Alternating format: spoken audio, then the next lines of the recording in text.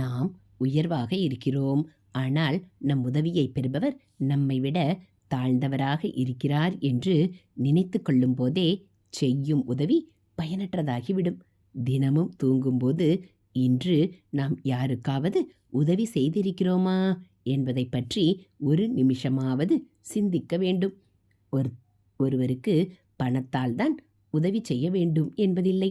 உடலாலும் மற்றவர்களுக்கு உதவி செய்யலாம். அதுவும் கூட புண்ணியமானதுதான்.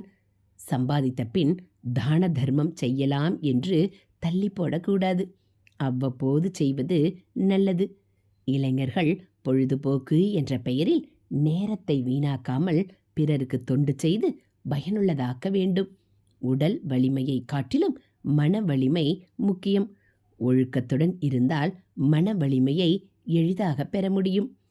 ஹரஹர சங்கர ஜெய ஜெய சங்கர, ஹரஹர சங்கர ஜெய ஜெய சங்கர. மகா பெரியவா சரணம். இது மகா பெரியவா அருள்வாக்கு.